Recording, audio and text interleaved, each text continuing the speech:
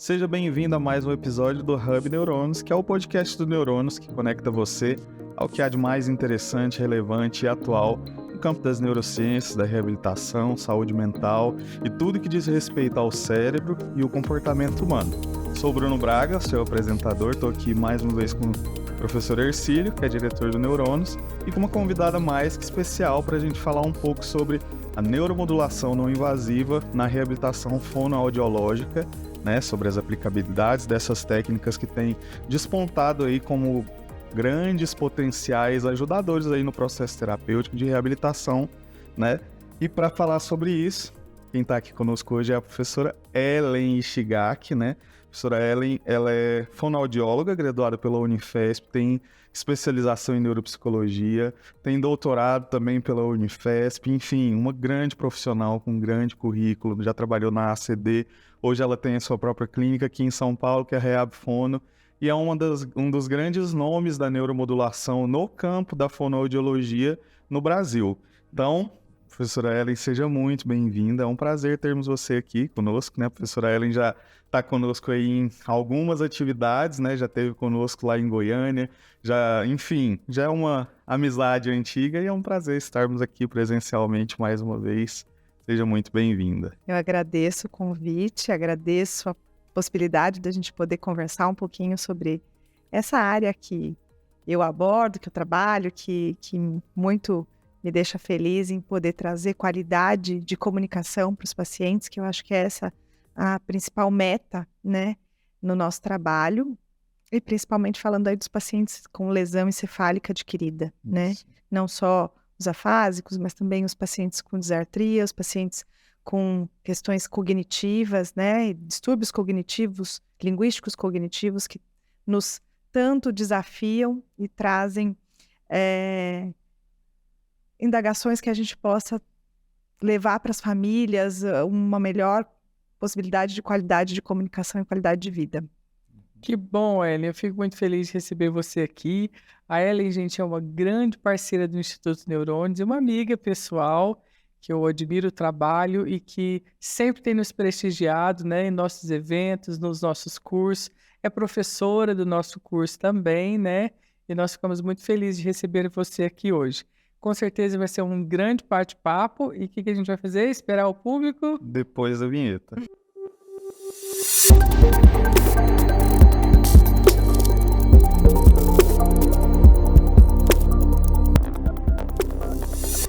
Então, professora, mais uma vez, obrigado por estar aqui conosco, por abrir esse espaço na sua agenda que é tão competitiva, digamos assim, para estar aqui com a gente hoje. É sempre um prazer. E para que o nosso público, quem ainda não te conhece, né, que vai estar aqui ouvindo, né, que está acompanhando a gente, conta para a gente um pouco da sua trajetória profissional, como que foi a sua graduação e a sua descoberta desse mundo das neurociências e como isso tem ajudado a sua prática clínica hoje. Enfim, se apresente para nós, que eu acho que é mais interessante do que a gente apresentar é você contar a sua história para nós. Então, foi assim, né? Eu iniciei o curso de fonoaudiologia na Unifesp, foi uma escolha ir para a Unifesp, porque eu sabia dos caminhos que podia trilhar lá dentro, em termos de aprendizagem, tudo que tinha. Então, fonoaudiologia foi a minha primeira escolha, né? Então, acho que isso é muito importante contar. E aí, ali, me formei em 2003, mas já no segundo ano da universidade eu já me interessava pela área de neurologia. Então, sempre gostei de tudo dentro da fono, é engraçado, porque tudo me fascinava, né? Quando você escolhe a profissão e você se identifica com amor, é isso que acontece, né? E aí, então, logo que eu me formei, eu fui buscar um curso de especialização que me trouxesse esse complemento das neurociências, e aí fui para a área de especialização em neuropsicologia, onde eu tive muitos ganhos, e no ano seguinte eu engatei o mestrado, comecei sempre voltado para a área das afasias, né? Meus estudos começaram lá no segundo ano, terceiro ano, na área de disartria, fui depois, né, que é fala, e depois fui para a área de linguagem. E aí, assim, a grande questão era que as coisas ultrapassassem o muro da universidade, era o meu grande desejo, né? Então, hoje, a gente teve, né, depois do mestrado, do doutorado, a bateria MTL Brasil, que é a bateria de avaliação de pacientes afásicos, que todos os profissionais, não só fonoaudiólogos, utilizam, né, para avaliar a linguagem de indivíduos típicos ou com lesões, né? A ideia é a gente conseguir entender todas as vertentes da linguagem a partir de uma bateria de avaliação. E o Brasil não tinha, o Brasil era carente em relação a isso, e só saiu em 2016 essa bateria. Então, quando eu concluí, né, e fui, na sequência eu comecei a trabalhar na CD, eu já tinha meu consultório, tudo, mas meu desejo muito grande, assim, era de poder atuar com pacientes que realmente tinham a necessidade de tudo que eu tinha tido de aprendizagem. Então, eu falei, eu tenho que retribuir isso para a sociedade. Eu fiz uma faculdade pública, né? A gente sabe o quão difícil é, e eu tenho que retribuir isso para a sociedade. E eu fiquei um tempo na CD, foi o tempo que eu me permiti, e foi um local de mais aprendizado ainda do que oferta, com certeza. E onde eu aprendi com as famílias, aprendi com os colegas, onde eu fiz grandes amizades e até hoje seguem ao meu lado, com certeza. E aí, durante o meu ingresso na CD, eu sempre focada na área de avaliação, não, alguma coisa a mais tem que ser um plus agora na reabilitação, né? Não, a gente não pode parar aqui. E aí foi quando eu comecei a me interessar pela área da neuromodulação, né? Então aí foi a doutora Milene, que é uma das referências para mim, numa discussão de equipe, ela virou e falou assim, eu sei que você está buscando, então vamos estudar. Começamos a estudar juntas essa área, e aí depois vieram outras fisiatras, outros profissionais, e a gente conseguiu montar um curso dentro da própria ACD, então trouxe para conseguir que outros profissionais da instituição fossem capacitados, mas a gente não conseguiu montar o serviço dentro da instituição, por uma série de questões, né? A gente sabe que a neuromodulação precisa de um tempo com um único paciente, né? A gente não faz um trabalho que a gente tenha muitos pacientes envolvidos. Então, meu sonho é que isso ainda aconteça um dia, né? Que essa técnica vá para todos os locais, todos os hospitais, que seja um fácil acesso para muitos pacientes. Mas hoje o que eu tenho de possibilidade é a oferta dentro da clínica e estudo, vou atrás e troco com os meus colegas, porque não dá para a gente trabalhar sozinho, eu não consigo, né? Não consigo fazer nada sozinha. Então, é essa parceria que a gente tem o estudo como algo contínuo, né? Então, parece que a gente não para nunca, até dormindo a gente tá sonhando com o que faz, né? Com cara. Faz conexões. Sim. E fala, nossa, mas essa dúvida, vou ligar por Cílio. Assim a gente faz. Muito bom, Ana. E assim, como que foi dentro da fonoaudiologia também, né? Que eu imagino quando você fala aí, né? Eu gosto de tudo dentro da fonoaudiologia, eu imagino, porque é uma área muito fascinante, né? Eu sempre, em todos os nossos treinamentos e tudo que eu tenho oportunidade, eu falo da minha paixão pela fonoaudiologia, né? Que eu acho que linguagem é a nossa maior riqueza, né? E todos os outros processos, ela dá sustentação para que todos os outros processos aconteçam de forma coordenada, ajustada, adequada ao ambiente. E também é a área de maior desafio na hora da reabilitação, de maior inquietação, né? E de maior angústia, inclusive, do profissional, não só do paciente, mas do profissional também, né? Porque eu acho que a ausência de comunicação é uma coisa perturbadora, né? E desafiadora, né? Como tratar quem... a gente está no momento da vida, assim, que eu acho que a tecnologia, ela deu um plus a mais para a gente ficar mais sem paciência. Porque a gente está num momento que tudo é tão... Tudo se resolve assim. Tudo rápido. Você pergunta, você manda uma mensagem, a pessoa pode responder instantaneamente se ela estiver em qualquer lugar do planeta.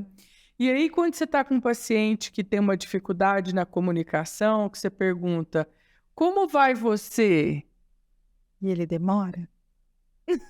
Assim, 5 segundos já é angustiante, porque assim, meu Deus, a pessoa não fala nada, entendeu? Você pergunta, olha, aponta para mim aonde está a mala.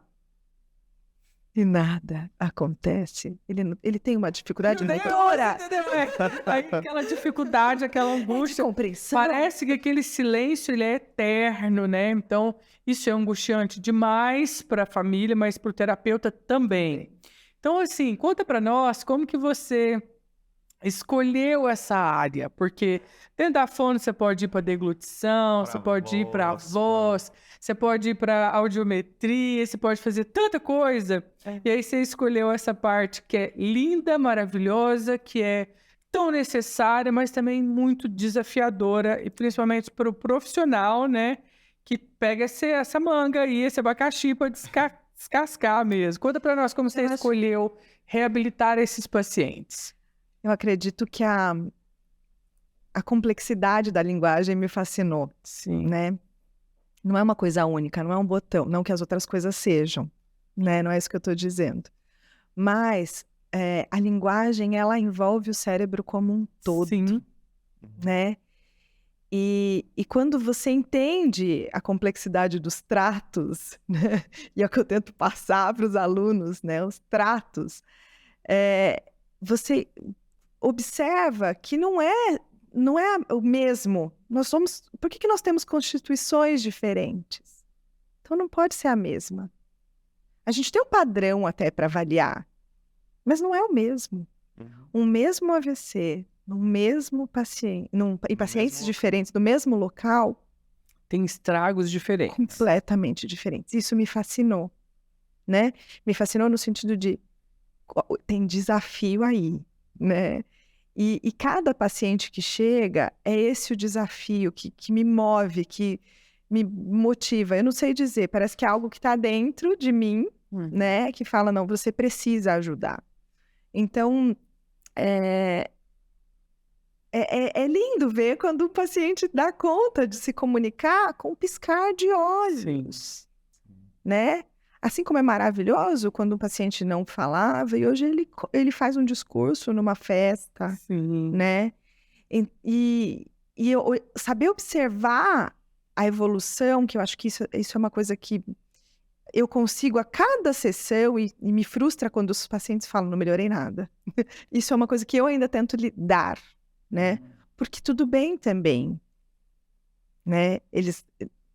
Eu tenho pacientes com diferentes níveis sociais, com diferentes capacidades, falantes de 7, 8 línguas, né? Então. E aí que se vem com uma dificuldade de comunicação e eles viram e falam assim para mim, por que isso? Eu falo, isso é afasia. Isso chama-se afasia. Não gosto, também não gosto. Eu falo, mas é o meu trabalho, então eu amo. Não gosto que você tenha, mas eu amo a afasia. Sim, claro. Né? Eu acolho a afasia e vou cuidar dela. É por isso que a gente se conheceu.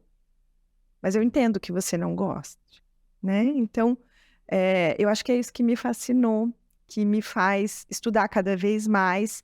Teve um paciente que me chamou muita atenção, que ele falava assim, eu quero rápido. Ele batia na mesa e falava, eu quero rápido. É o negócio que ele dava conta de falar e ele falava completinho, eu quero rápido.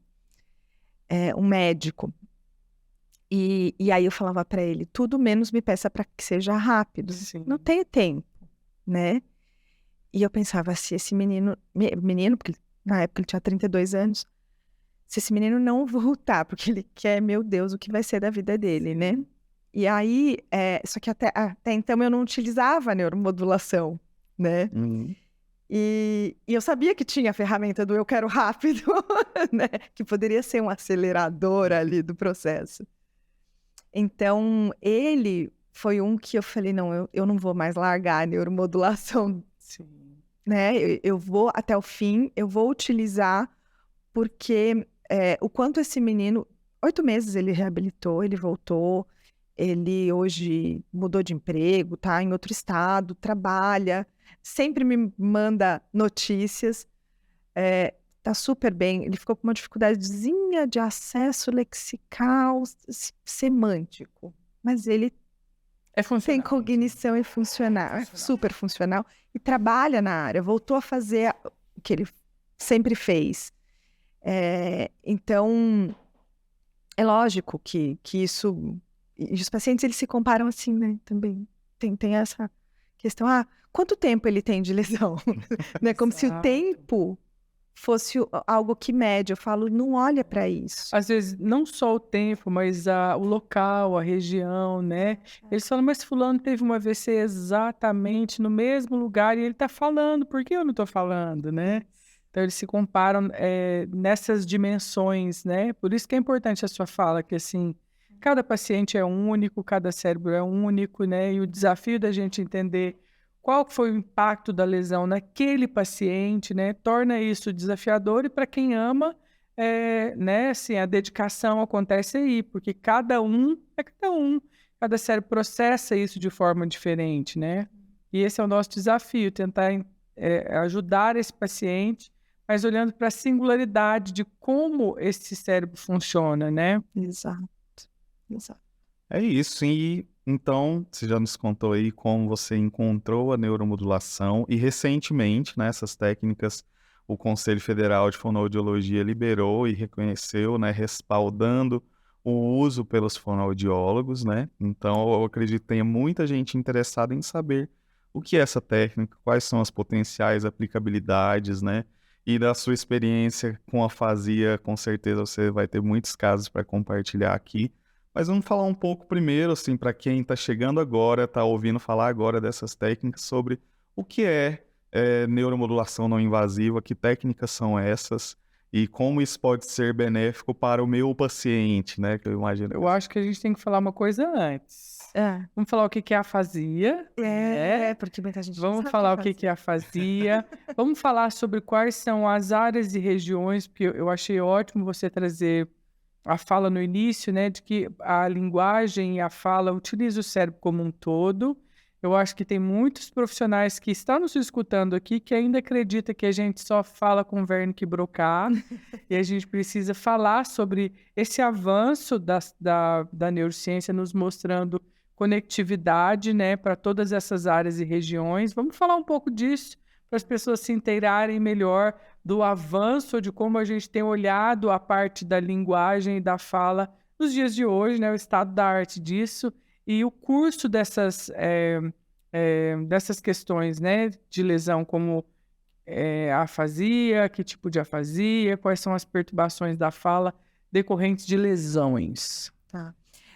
Então, a afasia, ela é uma alteração de linguagem, né? O que é uma alteração de linguagem, gente? Os componentes da linguagem são a emissão oral e gráfica, né? A fala é uma parte da linguagem, uma partezinha. Mas a gente tem o acesso às palavras. Antes da gente falar, a gente elabora o que a gente quer dizer.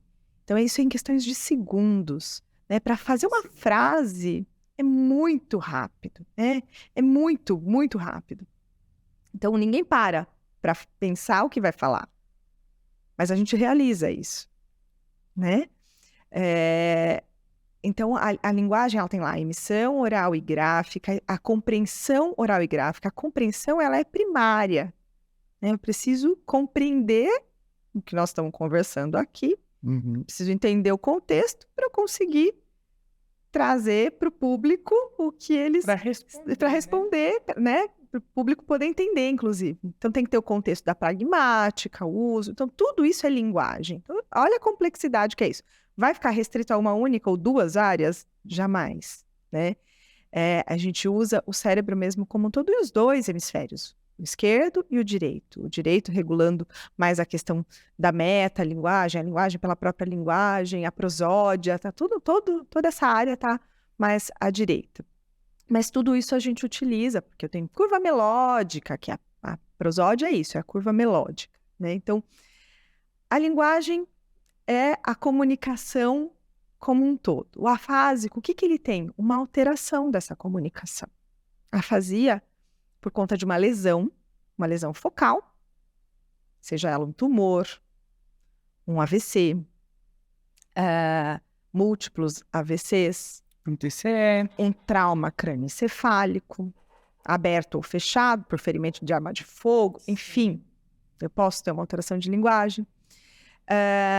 E tenho também as questões degenerativas, né, que se falou muito nesse ano aí sobre as afasias progressivas primárias, né, então, que é um processo degenerativo em áreas eloquentes da linguagem, que o paciente começa a ter ali dificuldade no acesso à palavra, são pessoas jovens, ou falhas na programação motora, que é uma praxia de fala, né, então, começa muito sutil. Às vezes o paciente até observa na outra língua. Se ele fala outras línguas, ele começa a perceber que ele não está programando como devia programar. E aí, se você está alerta, você vai buscar ajuda com um bom médico. Enfim, então, a afasia, ela é essa alteração. E não é se fosse só uma afasia que a gente estava feliz. Não. Tem vários tipos. Tem vários, são 10 tipos de afasia. Né, das clássicas, né? Então, aí nós vamos ter 10 tipos de afasias. A gente divide de uma forma simplista em 3 tipos, emissivas, compreensivas e mistas. Mas não dá para ficar só nisso. E o mais importante ainda é entender quais são as manifestações que cada paciente apresenta. Porque a gente pode chamar de uma afasia mista porque ela tem várias manifestações que não se enquadram em nenhuma, né? A afasia de Broca é uma afasia muito conhecida. O paciente tem uma supressão ou uma redução de fala e ele compreende, só que ele não consegue falar. Por quê? Porque ele tem uma dificuldade práxica, ele tem parafasias fonêmicas, ele vai falar, ele troca os sons. Então, o discurso dele é bem reduzido. A afasia de Wernicke, que também foi... As duas foram as que foram primeiramente descritas. A alteração de compreensão é muito grave. O paciente fala, ninguém entende nada do que ele estava falando. E curioso, o paciente acha que ele está falando tudo corretamente. Exatamente, porque ele está nosoggnósico, né? E aí vai ter também, né? Então, as afasias do tipo transcorticais, né? Então, transcortical motora, transcortical sensorial e a transcortical mista, que, em linhas gerais, toda a transcortical, ela repete, o paciente consegue repetir melhor, tá? Mas a transcortical motora é uma afasia mais emissiva. A transcortical sensorial é uma afasia compreensiva, né? Tá dentro das receptivas. Temos a afasia anômica, que eu sempre brinco nas minhas aulas, quem já teve aula comigo vai falar, se eu tivesse que escolher, eu escolheria essa, porque é a mais leve de todas. Só que daí eu falo, gente, não escolhi essa não, porque eu tenho que passar por um quadro de afasia de Wernicke para chegar nela. Melhor não ser anosognósico, né? Melhor mesmo ser rico, bonito, morar em Paris, e não ter afasia, né? Então, como a gente não às vezes acontece, né? Ninguém sabe o momento. Ninguém escolhe, ninguém fala, não, eu quero ter essa, tá? Não existe isso, né? Então, a gente pode ter um quadro afásico por uma lesão no sistema nervoso central. E aí, a gente precisa tratar, né? Como é que trata isso, né? E aí, primeiro, a gente faz um planejamento. Então, faz uma avaliação para ver quais são as manifestações desses pacientes. E, na sequência, a gente vai fazer um planejamento terapêutico para esses casos. Então, o carro-chefe da reabilitação nesses casos, sempre a gente trabalhar a compreensão desses pacientes, né? Porque não entender já é o primeiro passo para não conseguir se comunicar bem, né? Então, vamos lá, vamos imaginar. A gente vai viajar para um país que você não domina a língua. Uma dureza, né? Por quê? Porque você não entende. E é isso, o afásico é como se ele chegasse num ambiente que é todo igual, ele não foi viajar, mas parece que está viajando. Né? E ainda assim, tem um complicador, né? Que às vezes a gente acha, né? A gente não, né? O profissional, ele tem mais essa noção, mas o familiar, ele chega para nós achando que ele está entendendo tudo. Fala, não, ele sabe tudo, ele entende tudo. E aí, às vezes, quando a gente mostra para eles que não entende tudo, é uma frustração tão grande, né? Assim, ou às vezes eles querem até tirar eles da terapia porque acham que a gente não está acreditando no que eles estão falando, né? E é simples você saber se ele está Às vezes é entendendo ou não, sutil né? também, Sutil, né? assim. Não, mas você pode colocar 3 objetos na mesa e você fala para ele, pega um, aponta para o lápis, entendeu? Aí você vê que o paciente olha para sua cara e não sai o lápis, entendeu? Né? Mas a família acredita que ele está compreendendo, mas porque não conseguiu sistematizar uma resposta de sim, de não. Então, é uma coisa complexa, né? Assim, eu acho que o que você está falando aí, né, para o plano terapêutico, é essencial uma boa avaliação, né? É primordial uma base de conhecimento teórica e do instrumento também, porque às vezes tem muita gente que não sabe nem usar o instrumento avaliativo, né? Exato. A gente não consegue fazer planos terapêuticos se a gente não tem dados suficientes, porque a gente não pode a gente não pode só repetir modelos de tratamento, né, para todos os pacientes, se eu não entendo esse funcionamento exatamente como um todo. E outra, né, Ellen, vamos ser bem realistas aqui dentro do nosso universo. A afasia não vem sozinha, Não. né? Então, já tem essa complexidade da comunicação e a gente sabe que uma lesão acaba alterando um monte de outras coisas. Aí ele tem uma compreensão que está prejudicada, mas isso afeta também a cognição, isso tem déficits motores associados, ele tem múltiplas queixas, né? Exato. Então ele não chega ali só com esse pontinho assim, Não, só uma fala que eu afasia. preciso tratar, Não. né? Não, ele vem com essas múltiplas queixas. Então, por isso a importância de uma avaliação muito bem feita, de uma base teórica muito boa para você conseguir identificar processos, né? Até mesmo, não só em quadros afásicos, mas a gente, né, qualquer paciente que chega com déficit, igual as crianças que têm vindo com dificuldade de aprendizagem, fala, não, ele tem uma dificuldade aqui com memória, né? Gente, quantas coisas cursam com déficit em memória, né? Então, será que o problema dele é de fato memória ou ele não tem atenção, né? Então, geralmente, se ele não tem sustenta a atenção, ele não registra informação. Se não registra informação, não tem armazenamento. Se não tem armazenamento, não tem evocação, que não vai ter memória. Então, eu preciso entender esse processo, né? O caminho que a informação trafega no cérebro até se tornar um comportamento ajustado. E com a linguagem é da mesma forma. Ele não está falando por quê? Ele pode não estar escutando. Exato.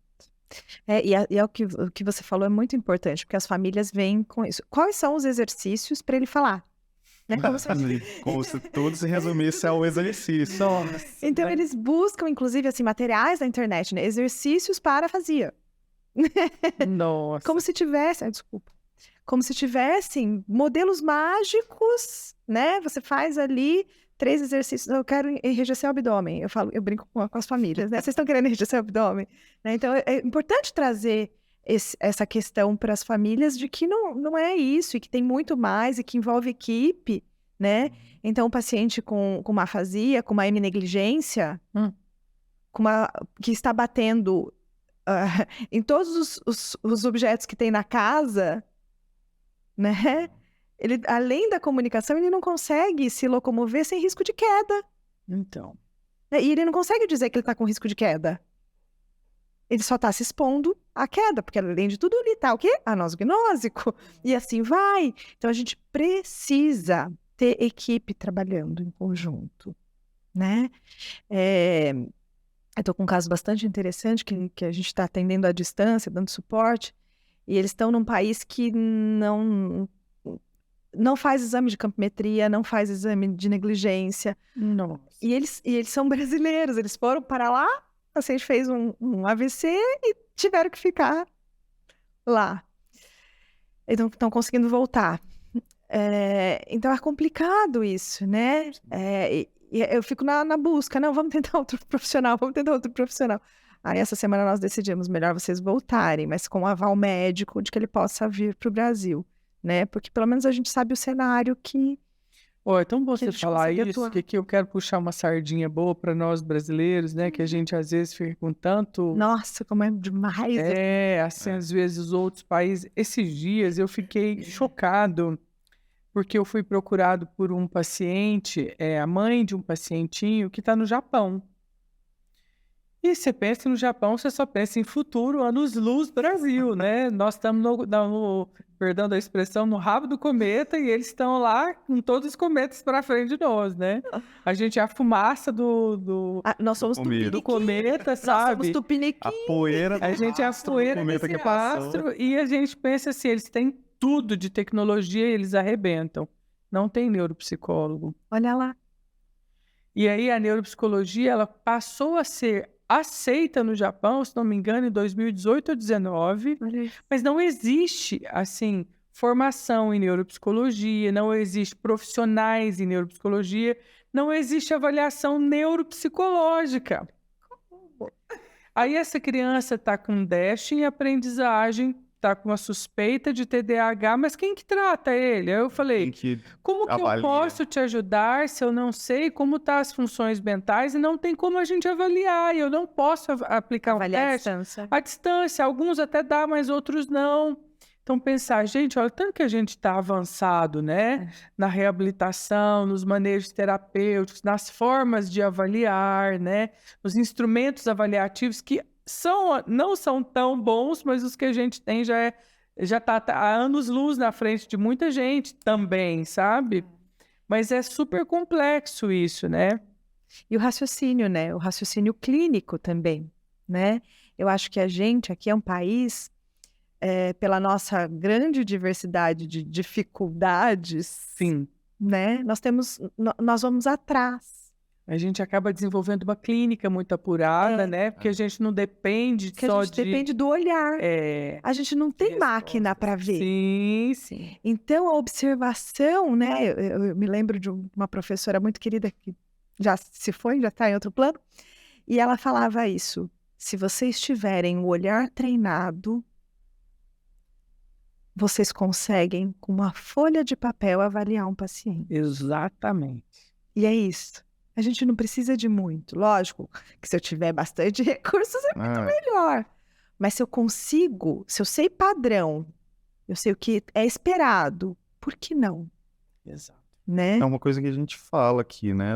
Esse olhar clínico é o diferencial, né? É o ouro. Porque tem muitos profissionais, né, que falam, nossa, me falta o recurso X, me falta o aparelho Y, me falta a técnica Z, Ou método né? tal. Ou o método XYZ, porque eu se eu tratar esse paciente com o método XYZ, muitas vezes o método nem é o mais adequado para aquele paciente, né? Então, esse olhar é muito... E é isso, é uma questão também da avaliação, né?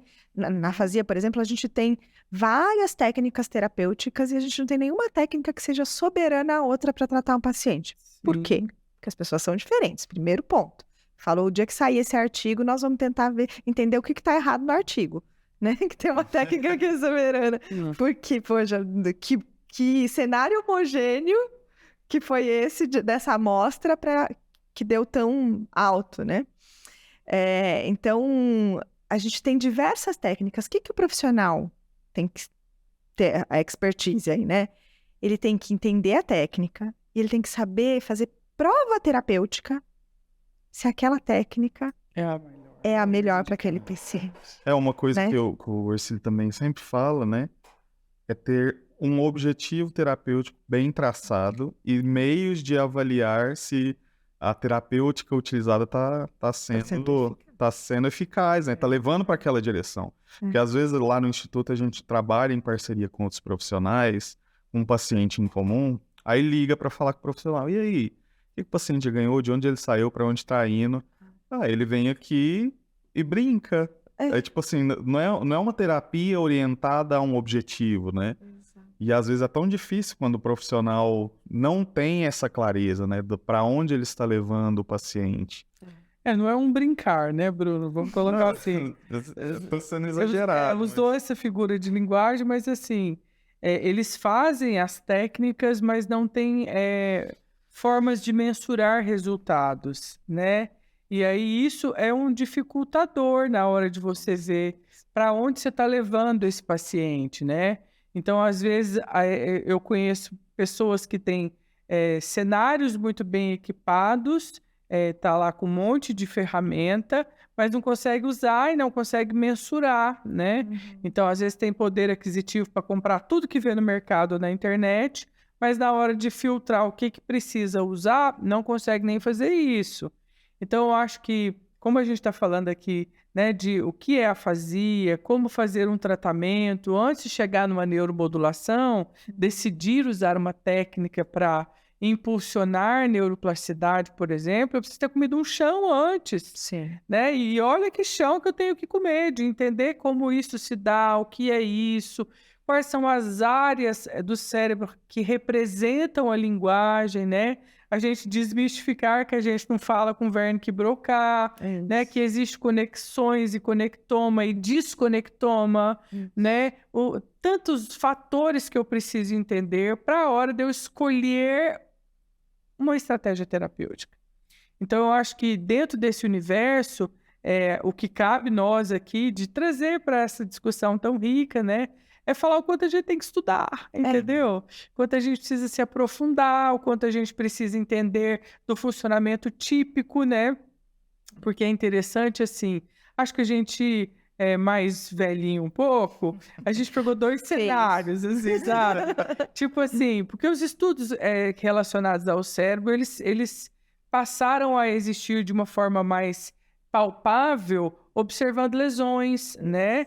Então, a neuropsicologia, que é uma grande área do conhecimento, da pesquisa, né?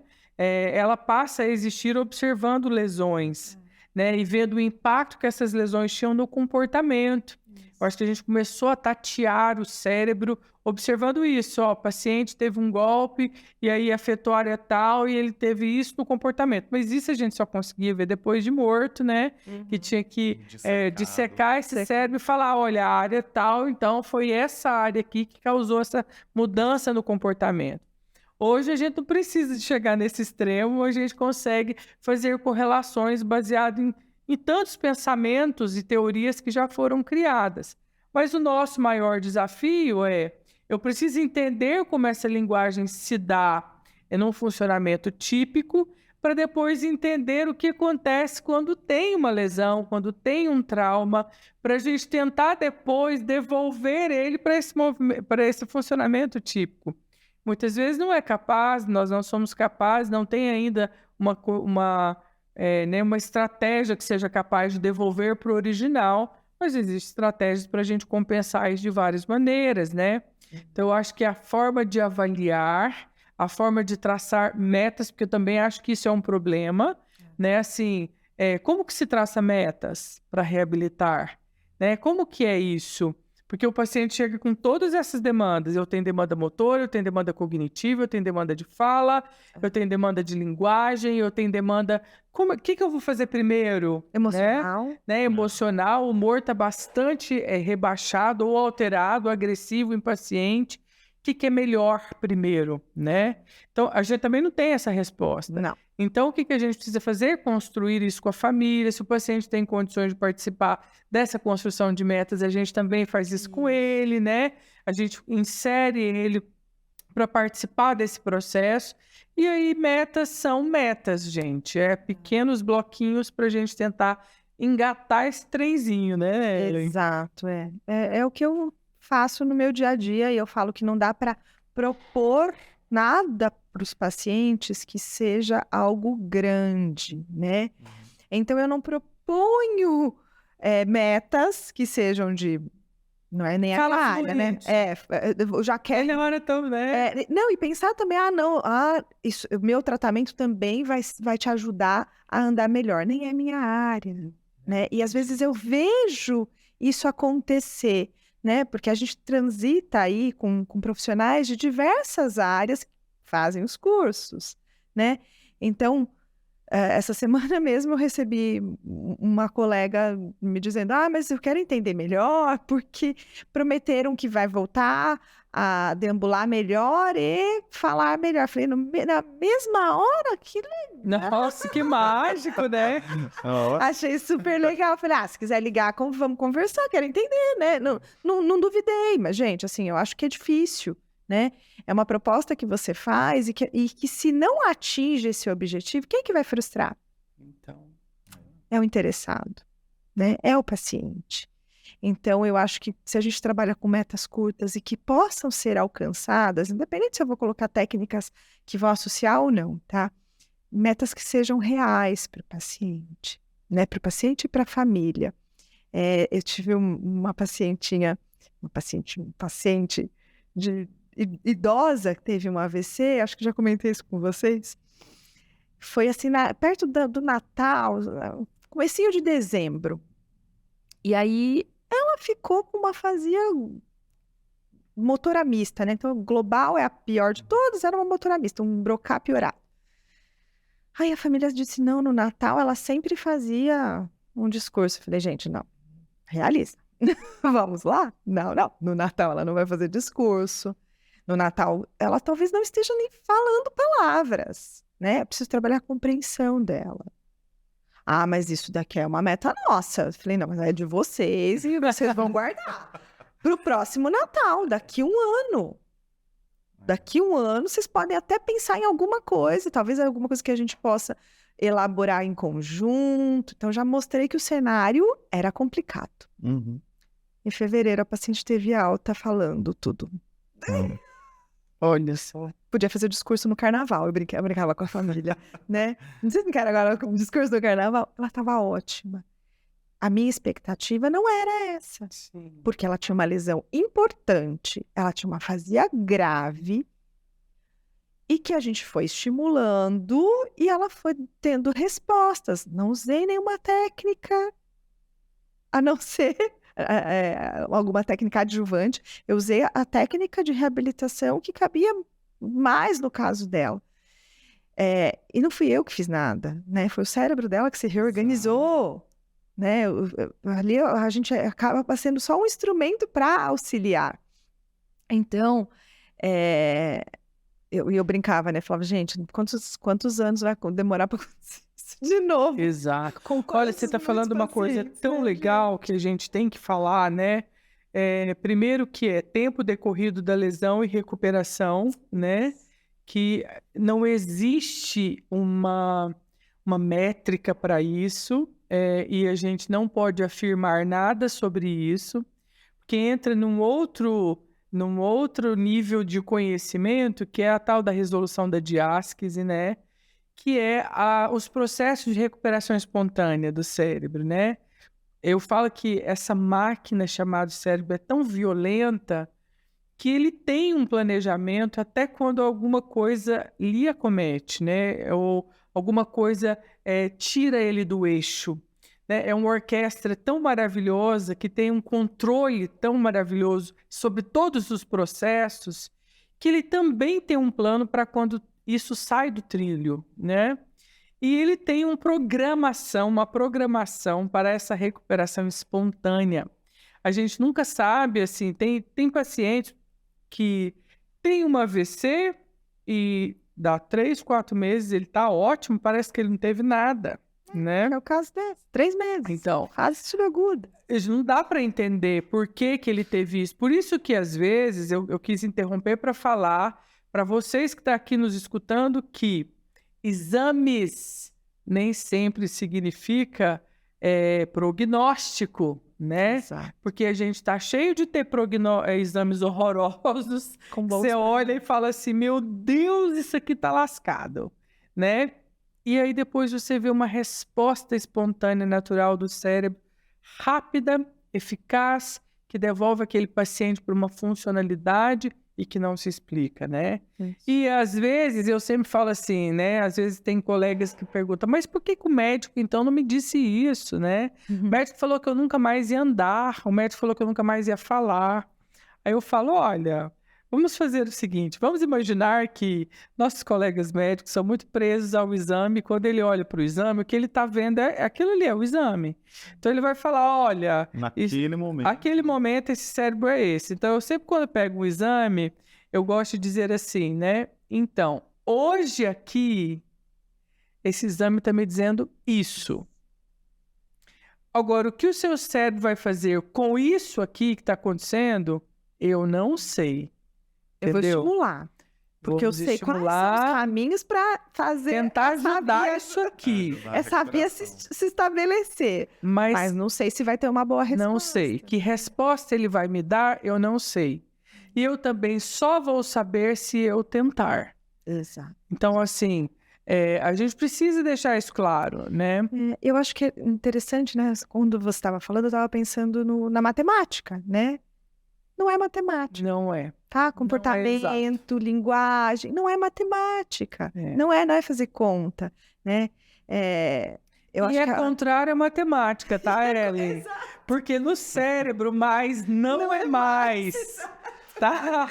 Às vezes menos é mais. Então a gente precisa entender isso. Exato. Tem gente que acha que assim, por exemplo, olha, agora ele precisa de fisioterapia 7 dias na semana, 3 vezes no dia. Aí entra numa fadiga, o cérebro não consegue processar, não tem um descanso, não tem nada, piora, não acontece nada. Faz 1h30 de terapia com o paciente. Né? Então, assim... Ele começa a ter a curva mais no cérebro, não é mais. Não é mais, exatamente. Então, acho que a gente tem um acordo aí de que a matemática está longe. Está longe, não é matemática, pelo contrário. É uma lógica reversa no cérebro.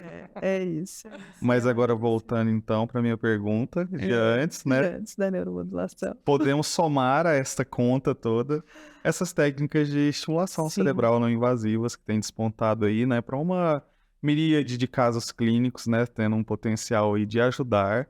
A gente sabe que não é uma varinha de condão, que não é um aparelho mágico que vai fazer tudo por você, profissional, mas ele pode te ajudar bastante nesses processos. Fala pra gente como é a sua prática com essas técnicas, né? Como você fundamenta seus protocolos de atendimento a partir do uso dessas técnicas. E acho que um pouco antes disso, o que são essas técnicas, né? Para quem está aprendendo agora. Eu acho que assim, tem definições, né? A gente vai buscar lá na literatura, mas eu gosto de trazer para o simples e objetivo. São mecanismos que ajudam a potencializar. Acho que assim, é um adjuvante. Não substitui, não faz nada sozinho, né? Não faz. Não adianta colocar e sair. Não vai acontecer nada. Vou só gastar o tempo do paciente e o meu. Então, eu preciso somar. Preciso somar com a técnica terapêutica para que algo possa modificar, ou adaptar, ou compensar, né? Ou maximizar aquilo que está bom e que pode ficar melhor ainda, né? Às vezes eu brinco com o paciente, rumo a ficar mais top do que você é, né? Porque ele já é, só dele conseguir evoluir. Eu tenho uma paciente que ela termina a sessão, ela fala, eu sou ah, que gracinha!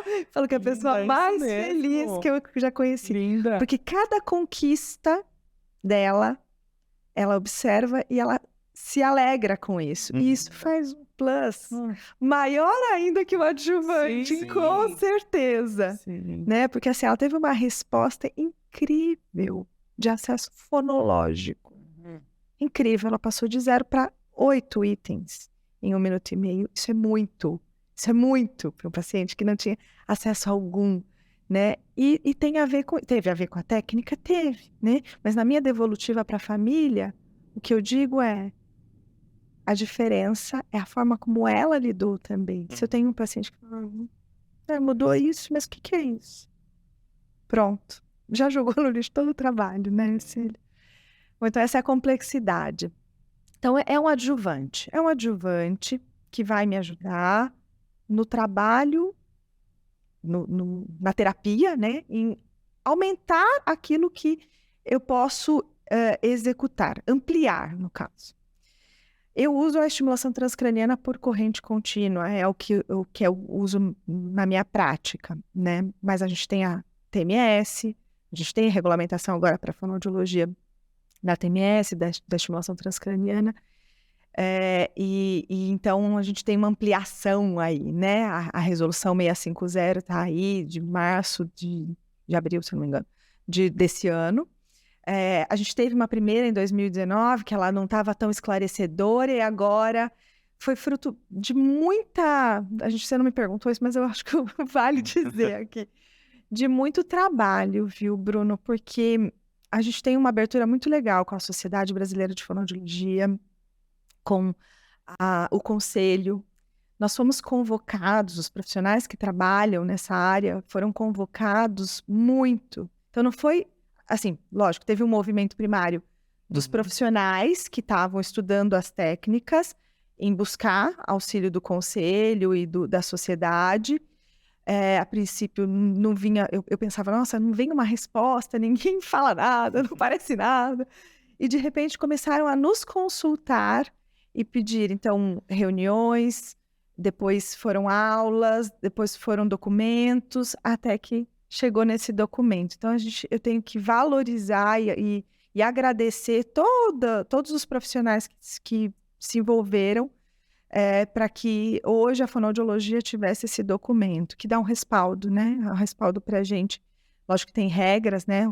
Todo fonoaudiólogo que vai usar a técnica, ele tem que ter certificação, tem que fazer um curso com uma carga horária adequada. Ele tem que usar um equipamento anvisado, ele tem que documentar, mas isso toda terapia tem que ser documentada, mas isso está descrito, né? Então, assim, está super bem amarrado. Além disso, o equipamento eu já falei, está faltando alguma coisa aí no meio do caminho, enfim. Então, a gente tem que ter... lógico, mais importante, o paciente tem que assinar um termo de consentimento livre esclarecido. Sim. Isso tem que estar no prontuário do paciente. Nós já tínhamos esse hábito, né? Mas nós mandamos para a sociedade, para o conselho, e eles acataram e entenderam que isso era o mais adequado para que tivesse o respaldo. Para que a gente não tivesse nenhum problema com outros profissionais, já que é uma técnica usada por diversas... É para ampliar o trabalho de diversos profissionais, só que cada um dentro da sua atuação, da sua área. E eu acho que isso é uma coisa que, assim, todo mundo deveria usar, né? Porque, assim, nada em saúde é segurança de resultados, né? Uhum. Se você toma um medicamento, você não sabe qual a resposta que ele vai te dar. E se você ler a bula do medicamento, provavelmente você vai ficar... Se você vai fazer uma cirurgia, você não sabe como que vai ser a resposta àquilo. Então, em saúde, a gente não pode afirmar nada.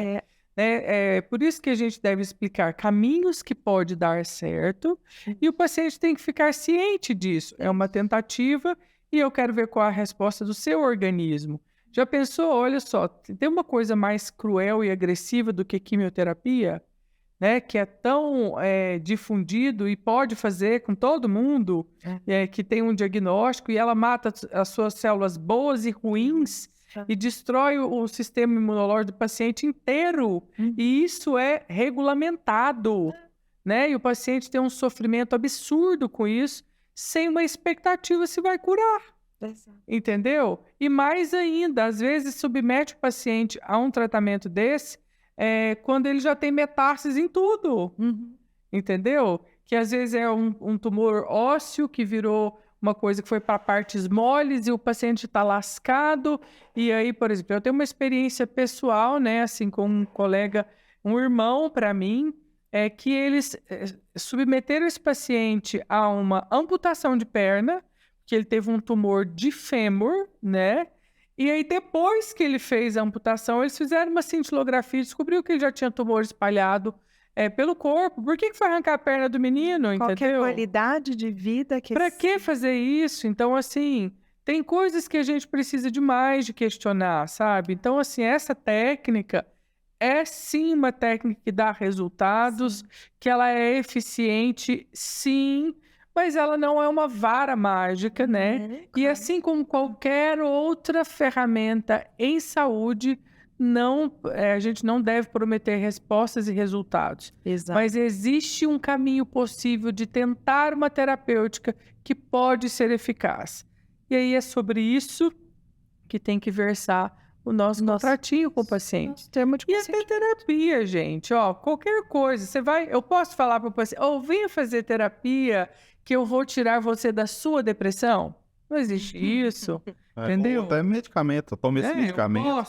Não posso, a gente não pode afirmar nada, mas a gente tem muito conhecimento já, muita evidência científica de usar técnicas com segurança e que essas técnicas podem sim ajudar a promover melhoria de qualidade de vida, né? É isso mesmo. E quando a gente vai fazer um exame no laboratório, a gente assina um termo de consentimento. Não é? A gente assina. Né? Tá lá, naqueles papeizinhos, a gente assina, a gente tem que assinar. Então, assim, faz parte do nosso prontuário. E eu acho que isso é a segurança para o paciente e para nós. Voltando na pergunta do Bruno, que ele falou, né, como eu faço aí todo o planejamento, então, indispensável a avaliação. Tem que avaliar o paciente. Não dá para falar assim, o paciente vem de outro estado, aqui é comum isso, né? Porque tem alguns alunos, a gente promove um curso desse, né, e tem alguns alunos que já chegam assim, para tratar afasia, o estímulo onde? Para tratar de disartria, o estímulo onde? Vocês poderiam fazer um material, já pede assim, a receita do bolo pronta. Exato. Né? E uma coisa que a gente sempre gosta de desmistificar, e o nosso curso a gente reforça isso o tempo todo, é que não há receita de bolo pronto. Não. Né? E se tem um curso que te dá uma receita de bolo pronto... Foge dele. Porque não existe isso. Não. Porque cada paciente é um paciente, né? Cada lesão é uma lesão, né? E cada resposta do paciente a uma lesão num mesmo lugar, de uma extensão similar, é diferente. Então precisa avaliar, precisa ver, né, tudo que o paciente tem aí de recurso, tudo que ele já fez de terapia. Sim. Então, assim, envolve muito a discussão com outros profissionais, né? Então, eu tenho que entender com o médico do meu paciente, né? Foi ele que indicou, quem indicou. Eu falo que nunca dá para começar do dia para a noite, né? Então, o paciente marca, eu vou amanhã começar. Você me atende? Já aconteceu isso, né? De ligarem, tô chegando em São Paulo, não tô em São Paulo. A primeira resposta é essa. Se me pedem, não tô em São Paulo, porque às vezes você não tá mesmo. Já aconteceu de eu não estar. Porque, primeiro, que não dá, gente, não faz sentido, né? Não avaliei, eu não sei se o paciente... Tem, inclusive, critérios de elegibilidade para isso. Sim. Né? Então, primeiro passo, avaliar. Avalio. O paciente é de outro estado. Se ele é de outro estado, eu vou fazer a distância, eu quero entender todo o processo. Antes dele vir, ele vai passar por avaliação ainda presencial. Eu digo isso para o paciente, vocês vão vir, vocês vão deixar marcado, mas se ele tiver com alguma coisa que impeça, eu não posso fazer nada. Nós vamos fazer terapia durante o tempo que vocês estiverem aqui. Mas nós vamos ver se nós vamos usar ou não a técnica. Então tem que ser... E eu deixo a família muito bem à vontade, e o paciente também muito bem à vontade, para decidir se quer ou não, né? Então, avaliei, o paciente tem critérios de elegibilidade. Fono. Elegibilidade. Aí a gente faz isso. Isso é uma técnica para mostrar para vocês, entendeu? Como trabalhar com a apraxia, entendeu? Se o paciente está acelerando, você faz isso, você reduz a velocidade, dá certo. Vocês viram que eu consegui fazer? Então, o que eu vou fazer, né? Então, tem critérios? Ótimo. Aí vamos ver qual área, dentro dos protocolos que já existem, que já tem descrito na literatura, o que eu posso utilizar para maximizar a evolução desse paciente. E vou traçar as metas, os objetivos, inclusive os objetivos bem específicos com o paciente, para que ele não saia com a ideia de que ele vai entrar um e sair o outro. Que eu acho que um dos maiores problemas que a gente tem... Ou sair igual anteriormente ao AVC. Expectativa, né? A gente precisa tocar nesse assunto, né? Porque a expectativa ela é sempre maior do que as possibilidades quando se trata de reabilitação, né? Porque todo mundo quer ser como era antes, né? E eles chegam aqui buscam atendimento com essa mentalidade. E na reabilitação, a gente vai ver o que ainda tem de função e a gente vai, sim, trabalhar naquilo que tem de funcionalidade. Quando não tem mais função, a gente vai tentar adaptar uma forma melhor para que ele tenha melhor qualidade de vida, né? Então, é importante a gente falar que a expectativa, ela tem que ser ajustada com essa realidade, né? E você estava falando aí de protocolos, né? De como que a gente vê na literatura, a gente busca esses protocolos, mas a gente tem um monte de outros parâmetros, como exames que mostram para a gente, né? Às vezes você é um caso clínico que não tem na literatura. Vou dar um exemplo, né? Por exemplo, recentemente a gente recebeu um paciente no nosso instituto que eu não sabia nem o que a gente ia tratar, a sequela de quê, porque é um paciente tão atípico, né? Esse paciente teve um traumatismo crânioencefálico, ele caiu de uma altura de 4 metros. Aí ele bateu a cabeça, né? Caiu de uma escada, então ele teve esse trauma. E aí foi socorrido. Quando ele estava indo para a UTI, ele fez uma parada cardiorrespiratória. Aí fez uma anóxia. Aí ele foi para a UTI, ficou morre, melhorou, saiu do quarto. Estando no quarto, ele pegou Covid. Aí ele volta para a UTI, foi entubado, ficou morre, teve um monte de complicações do COVID. Saiu do Covid, conseguiu sair, foi para o quarto, estava em recuperação, fez Guillain-Barré. Então, né? Subiu de novo para a UTI, ficou grave de novo, e esse paciente sai desse quadro todo e chega para mim. Aí você pergunta, você está tratando sequela de quê? Entendeu? Né? Sequela de alguém que lutou pela vida. Pela vida. Aí você vê marcas no cérebro de uma lesão. Neuromodulação para a sequela de Highlander.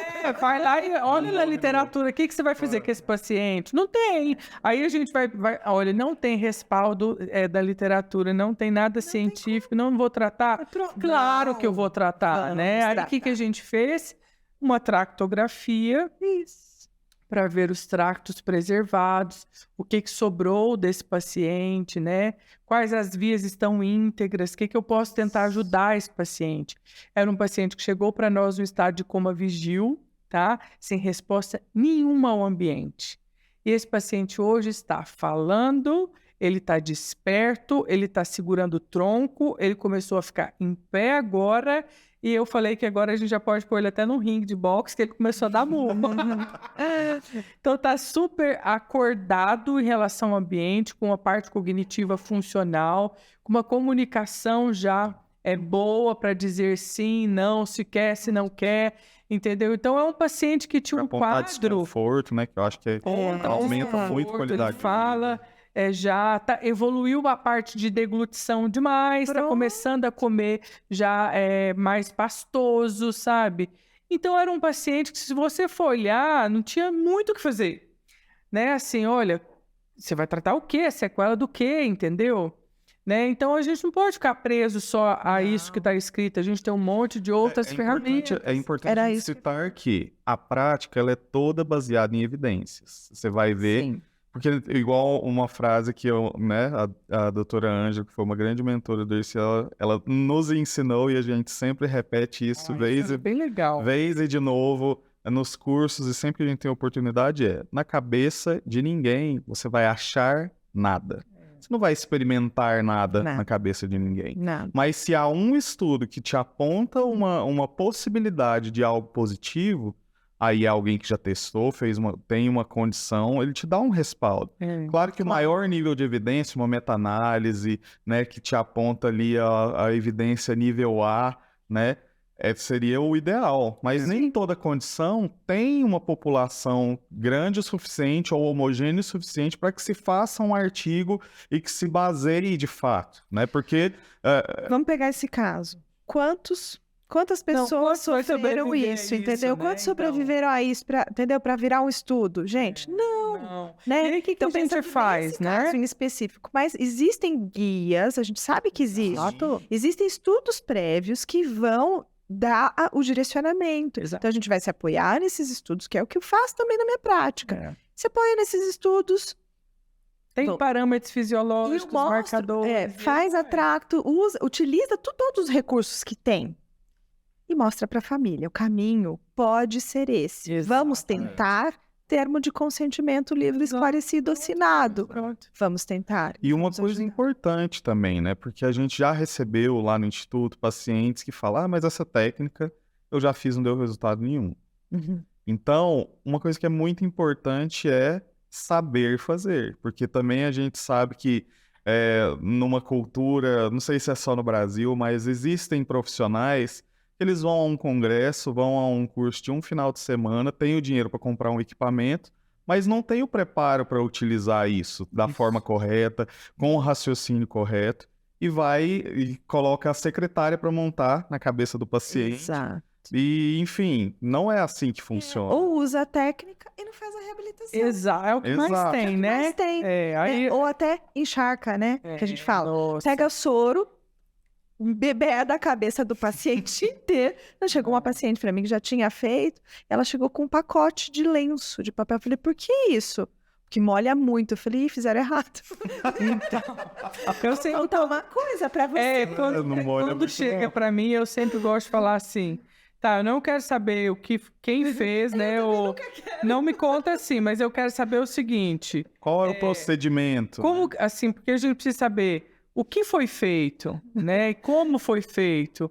Porque aí você vê que não tem critérios estabelecidos. Exato. Aí eu sempre falo assim, Não quero saber Olha, quem, quero só saber como.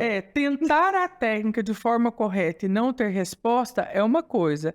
Agora, usar ela de forma errada e falar que não tem resposta é outra coisa, exato. né? Então, aqui, só para a gente estar falando de técnica, antes da gente seguir aqui, para os nossos, isso está claro para nós, mas para quem nos escuta, talvez não. Então, eu quero só dar uma explicação básica do que é, então, essas duas principais técnicas agregadas à reabilitação. Então, a gente tem duas principais técnicas, que é a estimulação transcraniana de corrente contínua, que tem como um princípio, né, o uso de uma corrente elétrica de baixa intensidade, que tem um aparelho, e esse aparelho dele sai 2 eletrodos, um de carga positiva e um de carga negativa, e é só com esses 2 eletrodos que a gente vai fazer as montagens terapêuticas de estimulação na cabeça desse paciente. A outra é uma técnica que chama estimulação transcraniana, estimulação magnética transcraniana, que usa de um princípio de indução eletromagnético, porque tem um capacitor que solta um pulso magnético. Esse pulso magnético ele gera um campo elétrico e a energia que vem para o cérebro é uma corrente elétrica. Isso vai alcançar direto as áreas cerebrais aonde que a gente quer estimular, tanto a TDCS, que é a estimulação de corrente contínua, quanto a magnética, são técnicas que ajudam a gente a ou direcionar a neuroplasticidade, ou corrigir, né? Ou então estimular a área mesmo que a gente quer como alvo de estimulação. Mas as duas entram no cérebro como se fosse um princípio elétrico. E é importante falar que na estimulação elétrica, né, a gente vai trabalhar ali com a excitabilidade do neurônio. Então, a estimulação que a gente chama de estimulação anódica, ela torna o neurônio mais suscetível a disparar, a fazer um disparo neuronal, a fazer uma sinapse. Isso quando você combina com a sua terapêutica, você recruta neurônios que vão disparar mais e isso pode tornar o cérebro mais responsivo àquela terapêutica, né? Já a catódica, que é a carga negativa, ela pode inibir, ela pode aumentar esse limiar de repouso do neurônio, tornar mais difícil que aquele neurônio dispare quando há, por exemplo, né, a gente sabe aí dos modelos de competição interhemisférica, quando você tem uma lesão e uma área fica superativa, às vezes essa hiperatividade desse lado pode atrapalhar a recuperação do outro. Então, o que você faz? Você inibe esses disparos para tentar trazer esse equilíbrio interhemisférico. Já na estimulação magnética transcraniana, cada pulso já é um disparo, né? Ele é acima do limiar de repouso do neurônio. Então, você trabalha com frequências de estímulo, né? Para imprimir um ritmo de funcionamento. Então, existe a estimulação transcraniana magnética, né? De alta frequência e de baixa frequência. E é mais ou menos um mesmo princípio, onde está muito lento, que se você quiser trazer mais atividade, você faz uma estimulação com uma frequência maior, né, de alta frequência. E, por outro lado, se você quer uma coisa mais inibitória, é uma estimulação de baixa frequência. Só porque para na trazer essas verdade, diferenças, né? e na verdade, tudo no cérebro diz respeito à inibição e excitação, né? Então, a gente tem neurotransmissores específicos para excitar, excitatórios e inibitórios, e todos os comportamentos saudáveis o tempo inteiro aqui da nossa conversa, você tem áreas sendo inibidas e outras mais excitadas, né? Então, assim, a linguagem do cérebro é isso, né? É sempre estar áreas sendo inibidas e outras sendo excitadas, e o equilíbrio entre isso é que prediz um comportamento ajustado. Então, só para vocês terem noção do que a gente está falando, porque às vezes é comum para nós aqui, e quem está nos ouvindo não sabe o que é essa técnica que a gente está falando. Então, essas duas técnicas são as principais, mas existem outras também, né, que a gente agrega na nossa prática clínica, né, para impulsionar neuroplasticidade e promover melhora funcional, de fato, né? Aí eu acho que seria importante a gente falar, já caminhando para um momento final, os fonoaudiólogos que querem, né, se aprofundar nisso, quais são hoje, assim, as principais indicações, ou onde você tem mais evidência de que há um efeito benéfico do uso dessas técnicas para a fonoaudiologia? Então, assim, o que tem mais estudo, na verdade, eu falo nem mais evidência, tem mais estudo dentro da área das afasias. Eu acho que é isso que mobilizou muito a comunidade científica, né, pela própria questão das afasias, né, não conseguir se comunicar. E a gente teve até maior evidência nos afásicos não fluentes. Sim. Isso as pesquisas são relacionadas a isso, não é à toa, né, porque a gente consegue um ganho de compreensão maior. Isso é bem interessante, né? Então, quando você olha assim, os estudos, você fala, nossa, tem tudo a ver com o cenário do nosso trabalho. Mas a gente as técnicas estão crescendo, né? Para autismo, né, na área infantil, para as disartrias, para a disfagia. Os estudos em disfagia começaram, depois pararam, porque a gente tem muitas técnicas adjuvantes da disfagia, muitas. E eu falo, ainda bem que tem, porque precisa sempre de uma diferente. Às vezes o cara passou por várias técnicas, não deu certo, e a neuromodulação é uma saída. A gente também tem no Parkinson, né? Então, antes do paciente receber o DBS, seria interessante, né, potencializar. A gente já tem uma terapia padrão ouro, que é o LSVT Loud, que é os fonoaudiólogos treinados, que já têm certificação, podem utilizar a técnica com esses pacientes, mas se a gente soma com a neuromodulação, esses pacientes têm uma maior potencialização terapêutica por um tempo maior, né, porque a gente tem que fazer o paciente evolui em relação ao Parkinson, porque, né, é uma doença degenerativa, mas com a neuromodulação a gente tem um ganho de tempo maior que o paciente fica sem a necessidade da terapia. Isso para o paciente é muito importante. Até nos outros quadros demenciais, né? Nos quadros demenciais. Né? Que a gente vê no Alzheimer, que a gente vê na fase progressiva primária. A gente consegue sustentar mais o paciente, isso, né? Não vai curar, né? Que é claro que nenhuma terapêutica tem essa prerrogativa, né? A gente pode melhorar essa qualidade e, às vezes, segurar mais o paciente. Mas é bem utilizado. E outra, é legal a gente falar que dentro das técnicas neuromodulatórias, né, tem tantas outras que vocês usam, mas é interessante também a fotobiomodulação, né? Estimulação com luz tem dado tantos resultados, né? Estimulação do nervo vago, tem vários outros tipos de estimulação que têm sido, assim, adjuvantes maravilhosos na reabilitação, né? Exato. Que mais? A gente tem na área infantil, né? Os TDAHs, que vão ter alteração de linguagem, e que a gente, né? O autismo, que eu já falei, neurodesenvolvimento. As dislexias, né? Os pacientes com dislexias, os pacientes com paralisia cerebral, né? Porque eles, dependendo do tipo, né, de paralisia, a gente tem lá o GMFCS para poder colocar o paciente, né, dentro de cada escala. A gente precisa de uma determinada terapêutica, às vezes de linguagem, às vezes de fala, às vezes de deglutição. Então, se a gente tem uma técnica que pode se comportar como adjuvante para esses pacientes, eles vão ter progressos. Os pacientes com trauma crânioencefálico. Gente, a gente tem tanto zumbido, né? Então, aí a fono em conjunto com o otorrino, né? Dentro da área de áudio, para não falar só do pessoal da linguagem. Que mais? As alterações pós-Covid, né? As de alteração de olfato e de paladar, né? Tem sido utilizado também com algumas respostas terapêuticas interessantes. Sabe o que não vi estudo ainda? Pode ser por falta do meu conhecimento nos distúrbios alimentares. Mas tem. Tem. Tem. É o mesmo princípio utilizado para dependência química, né? Mas com crianças? Com crianças eu Então, eu não vi. Tô pensando em crianças. Não. Porque tem as crianças com seletividade alimentar. Não. Que eu acho que seria para estudos futuros, né? Para quem está aí no cenário, eu sempre penso nessas coisas. Eu tenho me indagado, porque eu acho que seria algo que teria que direcionar, sabe? Legal. Né? Uma boa ideia de pesquisa. Porque tem alterações comportamentais dessas crianças envolvidas, né? E quem sabe... E aí, assim, de novo é um cenário... sensorial, né? Também. Exato.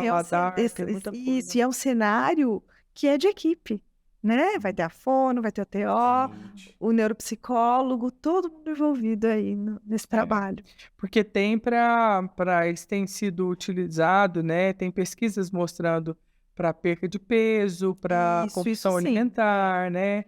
Na anorexia, entendeu? Eu estou até junto com um colega médico que foi aluno nosso, ele está tratando, a gente discutiu um caso de uma paciente de anorexia grave, e ele entrou com o TDCS e está tendo respostas interessantes também, entendeu? Então eu pensei na seletividade, porque normalmente são crianças ali na faixa, né, de 5, 6, 7 anos, e que é um público que tem sido bastante estudado aí na fonoaudiologia e pessoal da área da deglutição, né? Não é a minha praia, mas eu fico nesse interesse de ler. Entendi. Então é isso, né, Bruno? É isso. Olha, já que estamos chegando aqui ao final, primeiramente queria agradecer à professora Ellen por sempre estar disposta e disponível a colaborar conosco, né, a se juntar aos nossos projetos. E esse podcast é um que a gente está se orgulhando bastante aí dos resultados, e ter você nele também é um prazer. Muito obrigado por vir. Eu super agradeço o convite, adorei bate-papo. Que possamos ter outros. E obrigada, Neuronos, pela parceria de sempre. Sim, muito obrigado. E se você, profissional da saúde, né, não só fono, mas você que é neuropsicólogo, você que é médico, você que é fisioterapeuta, tem interesse em se formar, né, em saber mais sobre essas técnicas de estimulação não invasivas, nós do Neuronos temos cursos nessas áreas. Você pode acessar o nosso site e verificar lá. A professora Ellen é uma das nossas professoras. Nós temos outros grandes nomes da neuromodulação no Brasil colaborando conosco, né? Já temos aí, acho que vamos para a 9ª turma, mas se você já viu isso e já passou o período de inscrições, não se acanhe. Entra lá no nosso site, deixa o seu nome e o seu telefone. Você será avisado assim que uma nova turma abrir, né? Muito obrigado a todos que estão até aqui conosco também, né? Que assistiram. A gente está preparando aí muito mais conteúdo interessante para você, muito mais convidados da área de neurociência, reabilitação, saúde mental, cérebro e comportamento. E a gente espera contar com vocês nos próximos episódios também. Muito obrigado, Ellen. Até a próxima. Até a próxima. Tchau. Eu que agradeço.